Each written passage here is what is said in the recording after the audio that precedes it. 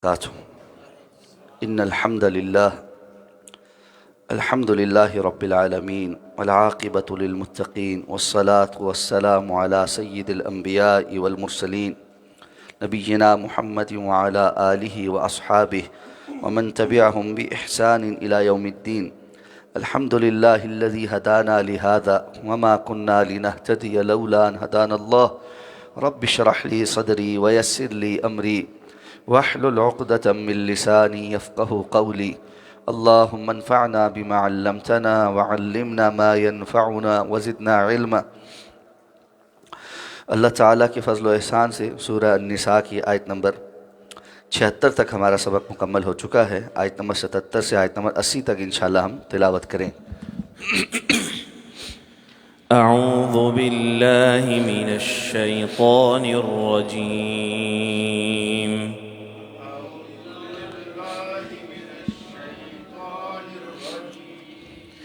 بسم اللہ الرحمن الرحیم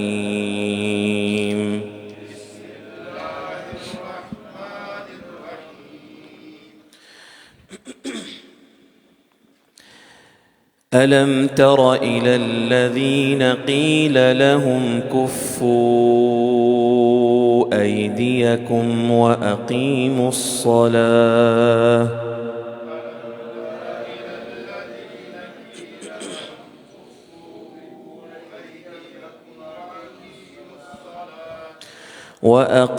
الصلاة وآتوا الزكاة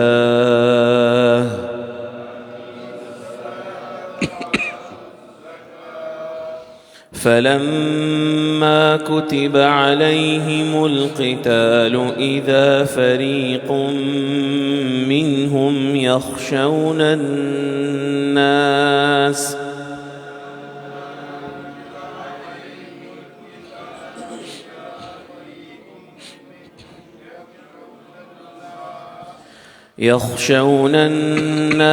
كخشية الله أو أشد خشية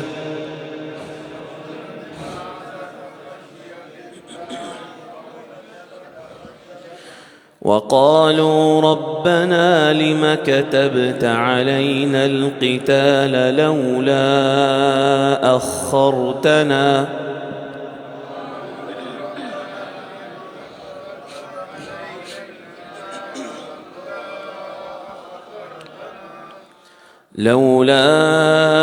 أخرتنا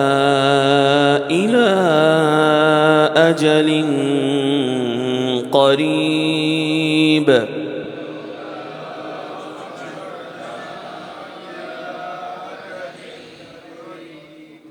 قل متاع الدنيا قليل والآخرة خير لمن اتقى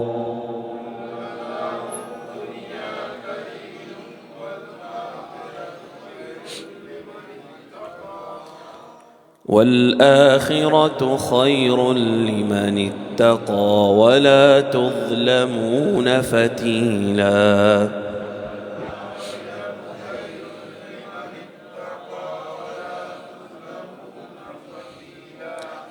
أينما تكونوا يدرككم الموت ولو كنتم في بروج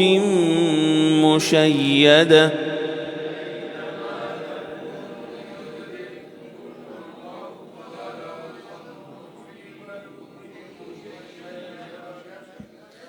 وَإِن تُصِبْهُمْ حَسَنَةٌ يَقُولُوا هَذِهِ مِنْ عِندِ اللَّهِ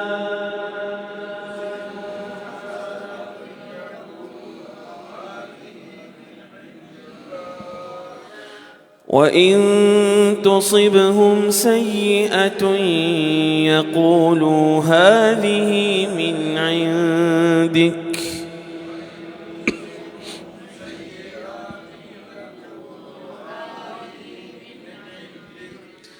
قل كل من عند الله فما لهؤلاء القوم لا يكادون يفقهون حديثا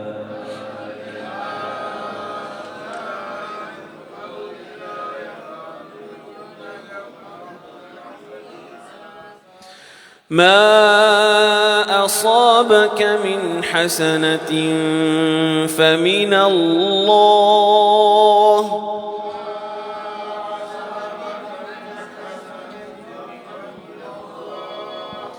وما أصابك من سيئة فمن نفسك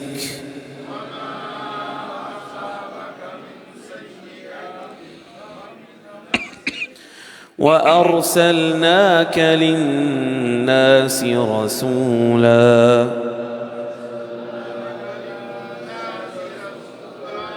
وكفى بالله شهيدا من يطع الرسول فقد أطاع الله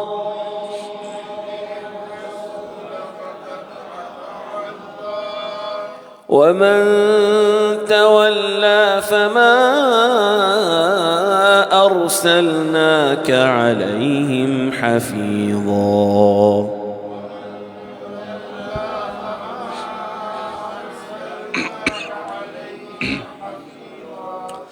الم تر الی الذین قیل لهم، کیا آپ نے نہیں دیکھا ان لوگوں کی طرف کہ جن سے کہا گیا کفوا ایدیکم، اپنے ہاتھوں کو روکے رکھو، واقیموا الصلاۃ وآتوا الزکاۃ، اور نماز کو قائم کرو اور زکوٰۃ ادا کرو، فلما کتب علیہم القتال، اور جب ان پر قتال کو لکھ دیا گیا، اذا فریق منہم، تو ان میں سے ایک گروہ ہے، یخشون الناس، جو لوگوں سے ڈرتا ہے، کخشیت اللہ، جیسے کہ اللہ سے ڈرنا چاہیے، او اشد خشیہ، یا اس سے بھی زیادہ ڈرنا، وقالوا، اور وہ کہتے ہیں، ربنا لما کتبت علینا القتال، اے ہمارے رب تو نے کیوں ہم پر قتال لکھ دیا ہے،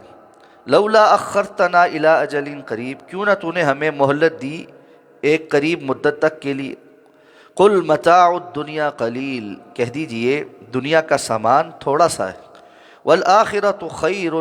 اور آخرت زیادہ بہتر ہے، لمن اتقی، اس کے لیے جو تقوی اختیار کرے، ولا تظلمون فتیلا، اور تم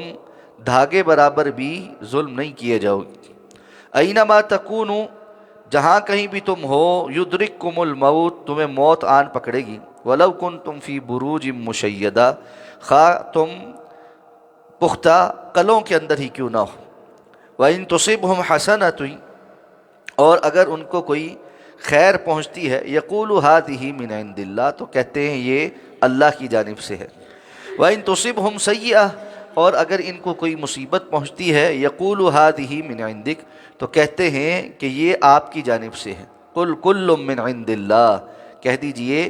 ساری کی ساری ہی اللہ کی جانب سے ہیں، فَمَا لِهَٰؤُلَاءِ الْقَوْمِ، تو کیا ہے اس قوم کو، لا یکادون یفقہون حدیثا، کہ نہیں ہے یہ قریب کسی بھی بات کے سمجھنے کے، ما اصابک من حسنۃ فمن اللہ، کوئی بھی آپ کو خیر نہیں پہنچتی سوائے یہ کہ وہ اللہ کی جانب سے، وما اصابک من سیئۃ، اور کوئی بھی آپ کو برائی نہیں پہنچتی، فمن نفسک، الا یہ کہ وہ آپ کی طرف سے ہے، وارسلناک للناس رسولا، اور ہم نے آپ کو لوگوں کے لیے رسول بنا کر بھیجا ہے، وَكَفَى بِاللَّهِ شَهِيدًا، اور اللہ اس پر گواہ کافی ہے،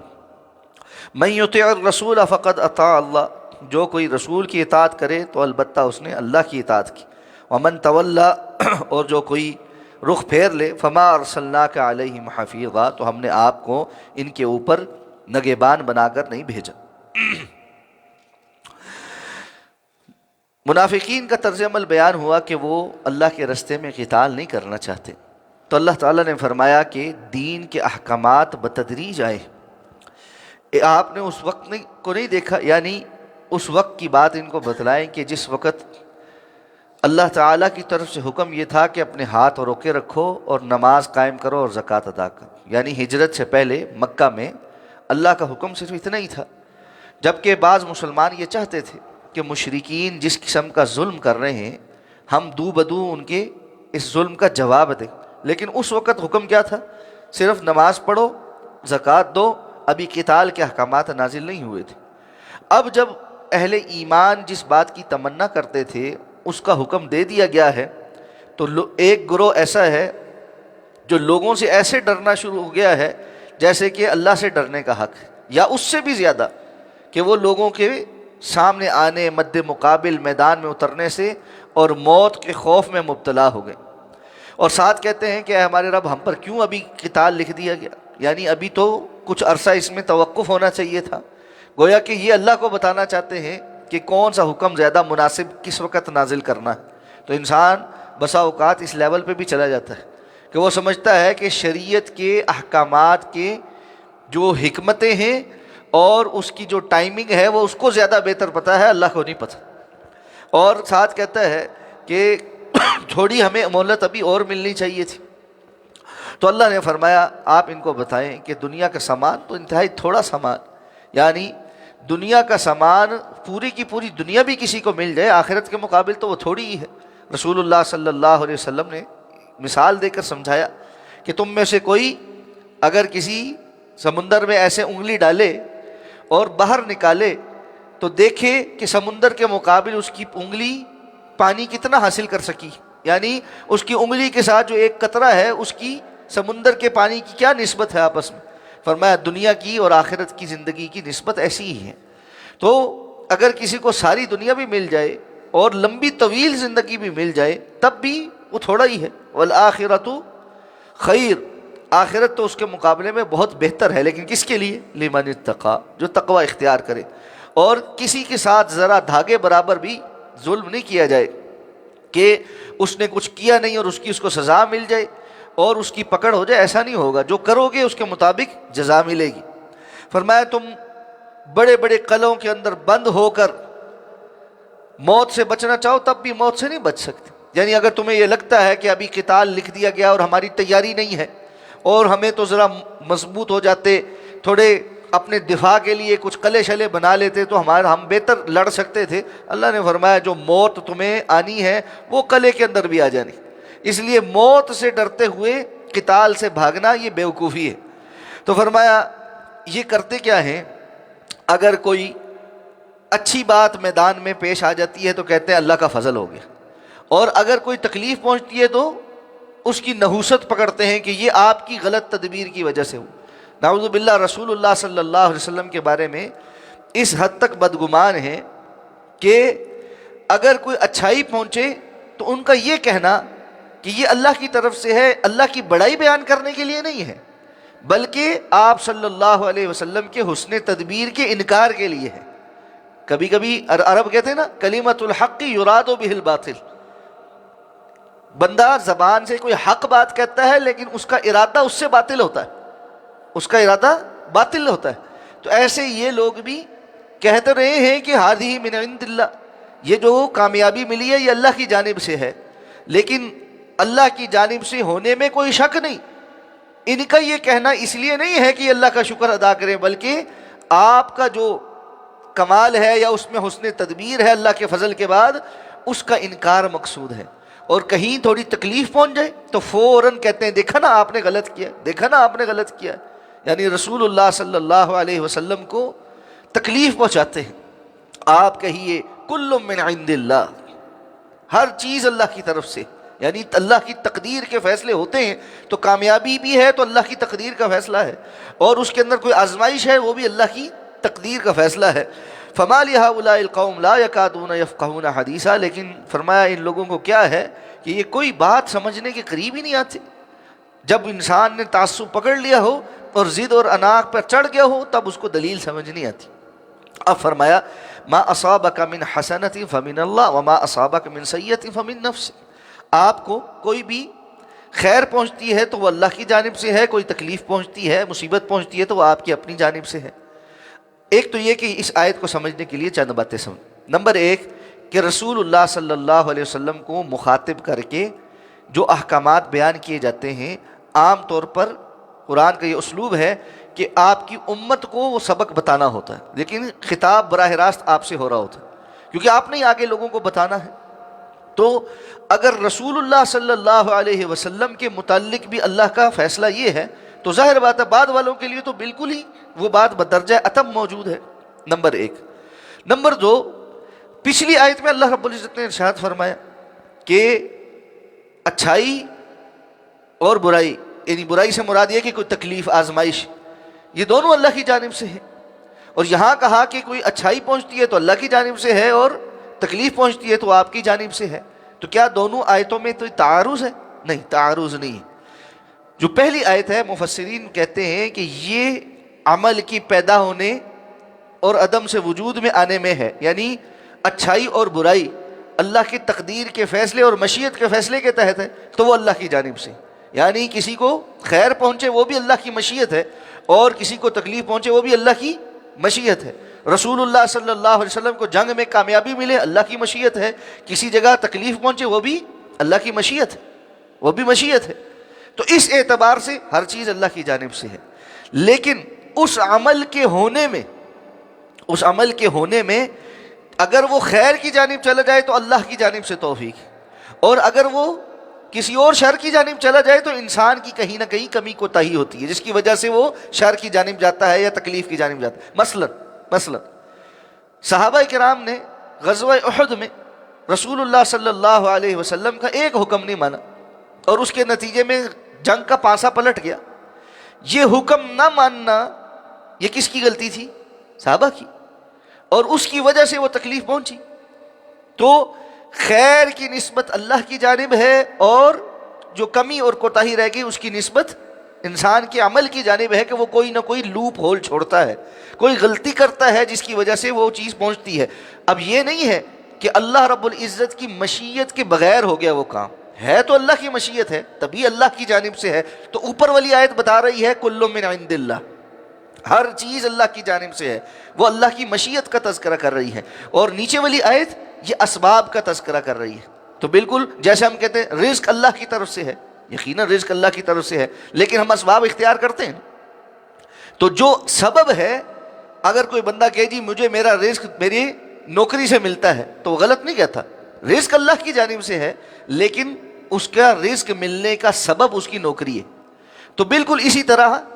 یہ بندہ جب یہ کہتا ہے کہ مجھے میرا رزق میری نوکری سے ملتا ہے، اس کا معنی یہ نہیں ہے نعوذ باللہ وہ اللہ کے رزاق ہونے کا انکار کر رہا ہے۔ رزاق اللہ کی ذات ہے، اللہ نے سبب نوکری کو بنایا، سبب کاروبار کو بنایا، سبب کسی چیز کو بنایا۔ تو بالکل اسی طرح جیسے کھانا کھانے سے بھوک مٹتی ہے تو سبب ہے کھانا، بھوک کا مٹنا اللہ کی جانب سے ہے۔ تو یہ اسباب کا جب تذکرہ ہوتا ہے تو وہاں سبب اسباب کی بات ہو رہی ہوتی ہے، جب اس کے پیچھے مسبب الاسباب کا تذکرہ ہو رہا ہوتا ہے تو وہاں اس کی مشیت کا تذکرہ ہوتا ہے۔ تو ان دو باتوں کو ضرور سمجھنا ہے کہ اعمال کے حوالے سے جب بھی تقدیر کی بات ہوگی تو اللہ رب العزت کی مشیت میں خیر اور شر دونوں ہیں، والقدر خیرہ وشرہ من اللہ تعالی۔ تقدیر پر ایمان لاتے ہمارا ایمان کیا ہے؟ اچھی اور بری تقدیر اللہ کی جانب سے، کہ اللہ کی مشیت ہے۔ اللہ کی مشیت نہ ہوتی تو کیا شیطان اذن حاصل کر سکتا تھا؟ اللہ رب العزت نے اس نے باقاعدہ اذن طلب کیا، قیامت تک مہلت طلب کی لوگوں کو گمراہ کرنے کے لیے، اللہ نے اس کو اذن دیا۔ اللہ کی مشیت تو ہے لیکن اللہ اس پر راضی نہیں، اللہ رب العزت نے اس کی ناراضگی کے ساتھ اس کو رجیم کرتے ہوئے، مردود کرتے ہوئے اس بات کی مہلت دے دی تاکہ دوسروں کا بھی ٹیسٹ ہو جائے۔ تو اللہ کی حکمتیں ہیں لیکن اللہ کی مشیت ضرور ہے۔ اللہ کی مشیت کے بغیر وہ یہ نہیں کر سکتا کہ اللہ کی مخالفت لیتے ہوئے نعوذ باللہ اللہ چاہتے نہیں کہ یہ کام ہو جائے اور پھر بھی وہ یہ کر سکے، ایسا نہیں۔ کائنات میں کوئی چیز ایسی نہیں جو اللہ کی مشیت کے بغیر ہوتی ہو، اللہ رب العزت کے اذن اور مشیت سے ہی ہوتی ہے۔ ہاں اس پر اللہ راضی ہے یا نہیں ہے یہ اللہ نے بتلا دیا ہے۔ تو اسی طرح انسان کے جو اعمال ہیں یہاں یہ بات سمجھا دی کہ تم جو اللہ کے رسول صلی اللہ علیہ وسلم کی طرف نسبتیں کر رہے ہو کہ کوئی کمی کوتاہی رہ گئی آپ کا قصور ہے، کامیابی اللہ کی طرف سے، وہاں آپ کی کوئی کمال نہیں، اور نقصان سارے کا سارا آپ کے قصوروں سے ہے، یہ تمہاری نیت کھوٹی، یہ تمہاری بات ٹھیک نہیں ہے۔ اور پھر اصل بات بھی سمجھا دی کہ تم سارے یہ اس طرف توجہ کرو کہ خیر اللہ کی جانب سے ہے، اور اگر کہیں کمی رہ گئی ہے تو وہاں تمہارا کچھ نہ کچھ عمل ہوتا ہے جس کی وجہ سے وہ چیز خیر سے شر کی طرف بدل جاتی. ساتھ فرمایا وَأَرْسَلْنَاكَ لِلنَّاسِ رَسُولًا وَكَفَى بِاللَّهِ شَهِيدًا، یقیناً ہم نے آپ کو رسول بنا کر بھیجا ہے لوگوں کے لیے، اور اس بات کے لیے اللہ ہی گواہ کافی. یعنی آپ کا منصب رسالت اس بات سے بالا تر ہے کہ آپ کے متعلق اس قسم کی باتیں کی جائیں. اگر تم لوگ نہیں بھی مانو گے، اللہ کی گواہی بہت کافی ہے کہ آپ اللہ کے رسول ہیں. اس لیے ساتھ فرمایا وَمَن يُطِعِ الرَّسُولَ فَقَدْ أَطَاعَ اللَّهَ، اب جان لو جو اللہ کے رسول کی اطاعت کرتا ہے وہ اللہ کی اطاعت کرتا ہے. تو رسول کی اطاعت اللہ کی اطاعت. تم یہ سمجھو کہ رسول کی نعوذ باللہ اہانت کر کے تم اللہ کی اطاعت کرتے ہو، ایسی کوئی اطاعت اللہ کے ہاں قابل اعتبار نہیں ہے. جو رسول اللہ صلی اللہ علیہ وسلم کی تعظیم کرتا ہے، جو آپ صلی اللہ علیہ وسلم کی عزت کرتا ہے، احترام کرتا ہے اور آپ کی بات کو تسلیم کرتا ہے، وہی اللہ کی بات کو تسلیم کرتا ہے. تو ساتھ فرمایا وَمَن تَوَلَّى، جو اس سے پھر جائے فَمَا أَرْسَلْنَاكَ عَلَيْهِمْ حَفِيظًا، تو ہم نے آپ کو ان کے اوپر کوئی حفیظ، نگہبان، چوکیدار بنا کر نہیں بھیجا. کرتے رہنے دیں ان کو، پھر زبردستی آپ نے کسی سے عمل نہیں کروانا. آپ کا کام تو بات پہنچانا ہی ہے. اور آگے ان کی اطاعت کے جو طریقہ کار ہیں جس کی یہ منافقین دم بھرتے تھے، اس کے بھی کچھ پول اللہ نے اگلی آیات میں کھولے، اس پر انشاءاللہ بات کریں گے. سبحانک اللہم و بحمدک، نشہد ان لا الہ الا انت، نستغفرک و نتوب الیک. کل ہماری کلاس نہیں ہوگی، اور ہماری اصول ثلاثہ کی کلاس ہے 6 بجے سے آنورڈ انشاءاللہ. کل اصول ثلاثہ کی انشاءاللہ کلاس ہوگی 6 بجے سے لے کے عشاء کی اذان تک باذن اللہ تعالی. میں کل مغرب کے درس پہ نہیں ہوں گا، میں 6 بجے پہنچوں گا، ایک اور جگہ کمٹمنٹ ہے وہاں سے انشاءاللہ.